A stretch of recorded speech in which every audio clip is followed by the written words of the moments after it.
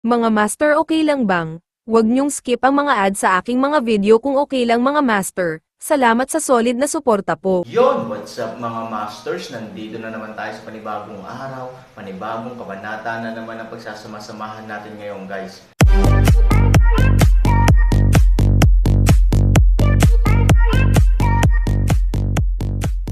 Bali mga masters, kung bago ka pa lang po sa aking YouTube channel, please click the subscribe button, lalong-lalo na po yung notification bell guys, para maging connected pa rin tayo sa isa't isa at maging updated kayo sa mga susunod ko pang video. Bali mga masters, bago natin umpisahan ng kwento ay mag-shoutout po muna tayo para sa mga solid nating tagapakinig. Shoutout kay Henry Swan at shoutout kay Roel Consuegra. Yun na nga mga masters, no? Bali hindi na ito patagalin. In 3, 2, 1, let's go! Fuck, what's going on? Hindi ba siya mukhang namamatay ngayon? Bakit bigla siyang naging violent? Oo, babalik ba siya? Ito ay hindi ka panipaniwala, ito ay sadyang napakahirap, parang matatalo si Han Sanchen kanina lang, bakit naging mabangis na naman ang lalaking ito sa isang kisap mata? Ang kaibahan sa pagitan nito ay sadyang napakahusay, na nagpapagulo sa mga tao ng ilang sandali.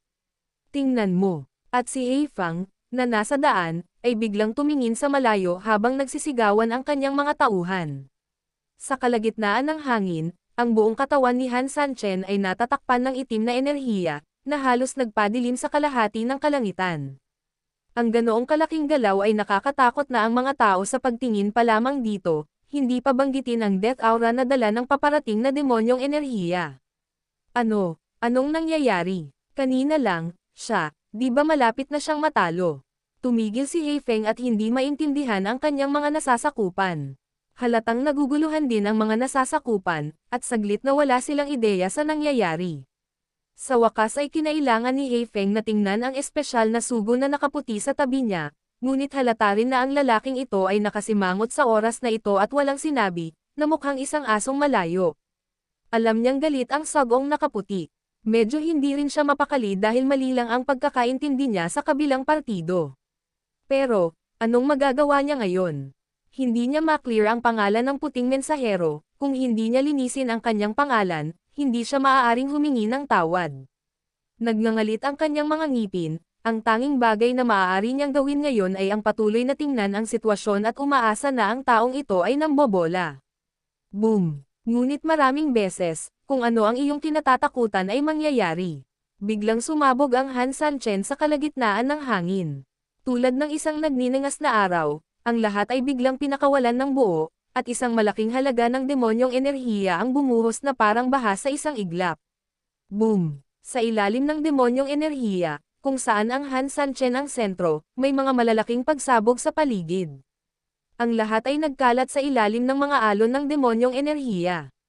Ang 2.5 tropa ay parang isang grupo ng mga buhay na target sa oras na ito. O sa halip, parang kayig ng mga naspray na lamok. Mabilis silang bumagsak mula sa langit nang walang anumang kakayahang lumaban. What the hell is going on? 2.5 kolum ng tao, basta, ganun lang, wala na. Hindi, imposible. Napatulala ang lahat, maging ang galit na sagong nakaputi ay kailangang ibaling ang kanyang atensyon kay Han Sanchen, na may pagtataka sa kanyang mukha. Lahat sila ay isang grupo ng ganap na mga masters, sila ay isang grupo ng top-notch cooperation, basta, wala lang, ito ay imposible, ito ay imposible. Natisod si Heifeng at halos mawalan ng balanse. Iyon ang mga elite sa kanyang mga kamay, at kailangan nilang magpaliwanag ng ganito pagkatapos lamang ng ilang suntok, kung sino pa man yun, mahihirapan kang tanggapin kahit saglit lang. Tawag. Ngunit nagulat sila at nahirapan silang tanggapin, walang paraan na magpapakita ng anumang awa si Han Sanchen dahil dito. I saw this guy suddenly look like a black dragon, swooping down all the way. Pagkatapos nito, siya ay nagpatuloy sa shuttle sa gitna ng mga nahulog na tao. Kawawa naman ang mga kalaban na lumalaban sa Han Sanchen, bago pa man sila makabawi mula sa pagsabog ng demonyong enerhiya, si Han Sanchen ay naging itim na enerhiya at mabilis na pinutol ang kanyang espada sa gitna nila. Wala silang kalaban-laban sa Han Sanchen, lalo na sa ganitong sitwasyon, para silang hito sa board, hinahayaan lang na. Putulin sila ni Han Sanchen. Bigla na lang maraming namatay sa espada ni Han Sanchen. Ni hindi man lang sila nagkaroon ng pagkakataong mapunta bago sila naging itim na enerhiya, na may halong itim na enerhiyang inilabas ni Han Sanchen, na naging dahilan upang hindi mo masabi kung alin ang kay Han Sanchen at kung alin ang kanilang mga bangkay, itim na hangin. Ngunit anuman ang mangyari, isang bagay ang tiyak, iyon ay, ang langit sa pulong na ito ay isang purgatorio lamang sa lupa. Si He Feng ay lubos na nabigla, hindi niya talaga maintindihan kung bakit ang unang alon ng mga pag-atake ay nauwi sa napakalungkot na kinalabasan. Mali ito, bang bang bang, may nahulog sa lupa at nawalan ng malay. Wow! Ang ilang mga tao ay naging itim na hangin sa hangin, inaanod sa hangin, hindi na bumalik. Tumakbo, ngunit may ilang mga tao na nakaligtas ng husto, sila ay mga nangungunang eksperto pagkatapos ng lahat, kahit na hindi sila makareact kaagad sa biglaang malaking pagsabog na pag-atake ni Han Sanchen, palagi silang makakareact ng medyo mabilis, at gumawa ng mga tiyak na target. Ang epekto ng demonyong enerhiya ay napakalakas, at ang aura ay sapat na malaki, sa makatuwid, pagkatapos ng unang outbreak, maraming tao sa kolum ang hindi nakapag-react, ang ilang mga tao ay ganap na napigilan ng demonyong enerhiya at pagkatapos ay lumipad palayo, at ang ilan ay natamba kaagad, tinatangay ng alon.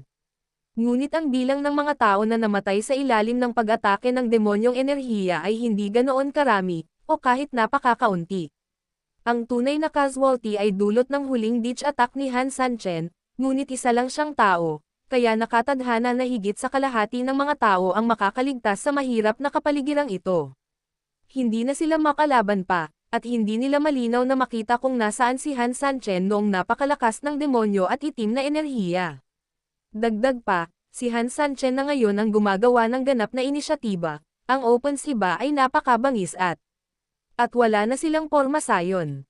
Sa makatuwid, maaari lamang tayong sumugod patungo sa direksyon ng malaking hukbo sa lalong madaling panahon. Sa wakas ay natauhan si He Feng at mas gumaan ang pakiramdam niya nang makitang marami pa rin ang tumatakbo papunta sa kanya, hindi bababasa, ito ay nagpapakita na ang kasalukuyang sitwasyon ay hindi nasa matinding kahirapan. Gayunpaman, bago pa man siya magkaroon ng oras upang ngumiti sa kanyang masayang mukha, isang uri ng kawalan ng pag-asa ang sumunod. Biglang sumulpot si Han Sanchen nang wala sa oras at hinabol ang mga taong ito, isa-isa silang hinabol.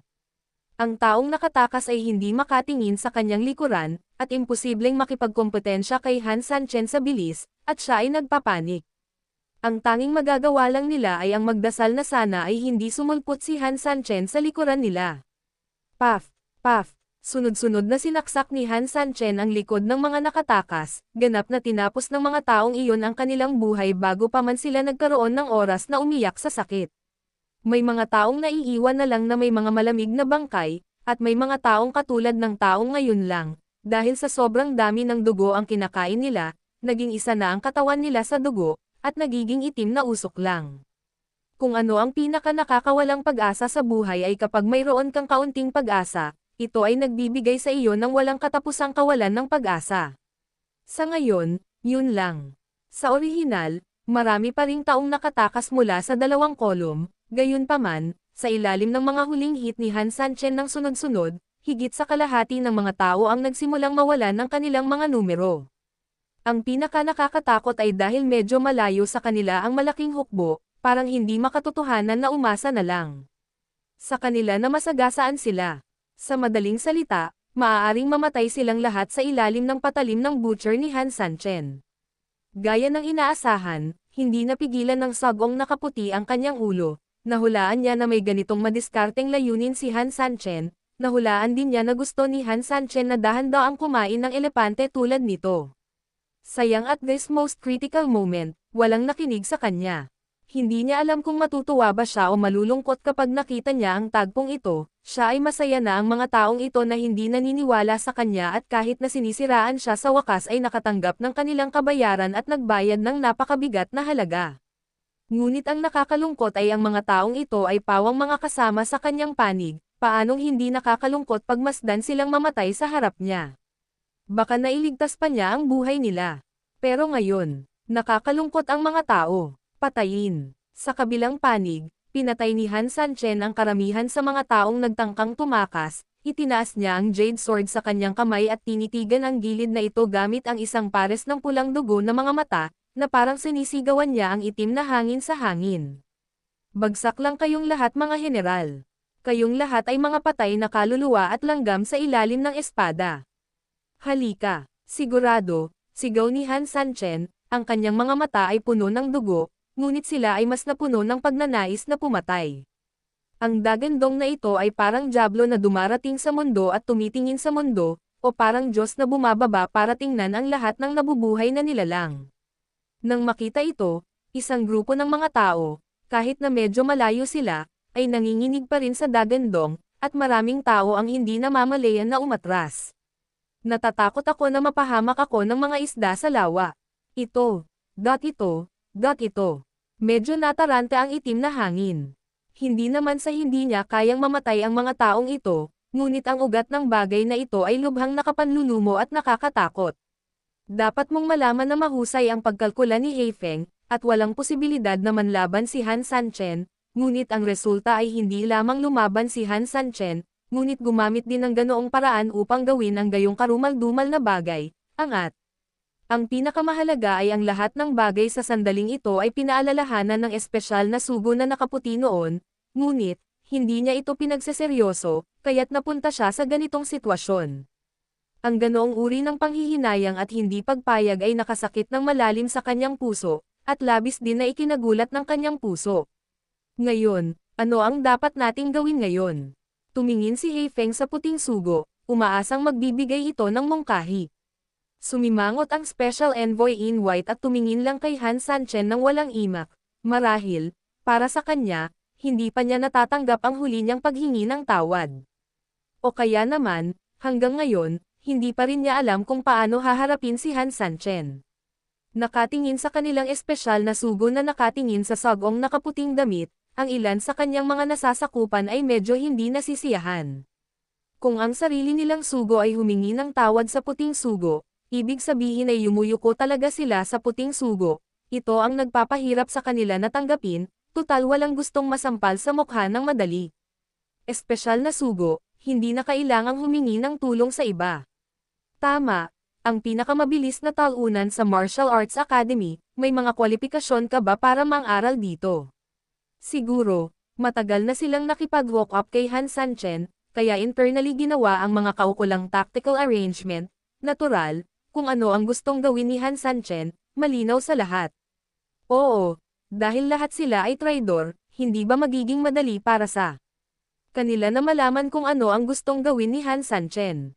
Kayong dalawa ay bawal magdirekta at kumilos ng mag-isa, hayaan mo munang gumawa ng kamangha-mangha si Han Sanchen, at pagkatapos ay may maghuhula nito ng maaga. Kapag tumpak ang hula, hindi ba dapat makinig na lang tayo sa kanya sa lahat ng bagay? Tama, at pagkatapos ay ituro sa amin ang mas malalim sa kailaliman. Hindi lang nila inamin ang kanilang pagkakamali, pero binugbog pa nila. Ang kalikasan ng tao ay ganito minsan, hindi makayanan ang anumang pagsubok o anumang pahirap. Nanlaki ang mga mata ng sagong may puting damit sa galit, at hindi na siya nakaimik. Hindi niya talaga inaasahan na kahit hindi siya makapaghintay na humingi ng tawad, ang magiging resulta ay, masasample siya sa mukha. Ngunit pagkatapos ng labis na galit, hindi niya napigil ang tumawa muli. Oo, natawa siya dahil sa galit. Tinatamad na siyang makipagtalo pa, para sa kanya, umunlad na ang mga bagay hanggang sa puntong ito, wala na siyang pakialam, kung ano man ang gustong gawin ng mga taong ito, hayaan mo na lang sila. Kahit direktang kasuhan siya ng krimen at arestuhin, hindi siya lalaban, kapag nakilala mo itong mga kasamahan mo, nangangarap ka lang kung gusto mong manalo.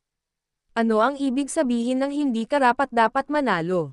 Ang mga taong ito ay, sa pag-iisip nito, ang espesyal na sugo na nakasuot ng puti ay tumalikod na lamang, at maaari mong gawin ang anumang gusto mo. Medyo napahiya si Heifeng, gusto niya talagang sampelan ang mga subordinate na ito, gayunpaman, wala siyang katibayan upang patunayan na ang espesyal na sugo na nakaputi ay inosente, at ang mga nasasakupan ay talagang hindi lamang mang-blackmail para sa kapakanan ng pang-blackmail, may sense pa rin ang mga salita nila. Kung ang espesyal na sugo na nakaputi ay talagang naudyukan na maghimagsik, kung gayon hindi imposibleng magtanghal ng ganoong koordinadong drama. Sa makatuwid, gaano man ang pagtingin mo dito, ang bagay na ito ay hindi madaling harapin. Pero ngayon, kailangan talaga niya ng tutulong sa kanya na magkaroon ng ideya. Han Sanchen won't rush over, madami tayo, at hindi niya ito mapapansin, pero ang tanong, ano ang susunod nating gagawin? Sumimangot si Hefeng. Imposibleng hindi umatake, pero kung aatake pa rin tayo tulad ng dati, halatang walang sense. In the final analysis, binibigyan lang nito ng ulo si Han Sanchen. Ang pinakaligtas na opsyon ay syempre ang gumamit ng isang malaking puwersa para lapitan siya, ngunit sa kasong ito, ang mga bagong problema ay lilito. Napakaraming tao sa malaking puwersang ito, kung pilit na hahabulin si Han Sanchen, at pipiliin ni Han Sanchen na huwag lumaban, hindi ba ito ay isang malawakang eksena sa paglalakad ng aso? Yun na nga mga masters, no? Bali panibagong kabanata na naman yung natapos natin ngayong gabi. Muli, maraming salamat po talaga sa walang sawang suporta po sa aking YouTube channel na talagang inaabangan nyo po ang bawat upload ko po. Bali mga masters, magkita-kita ulit po tayo bukas ng gabi at ngayon po ay magpapaalam po muna tayo. Bali mga masters, bye-bye!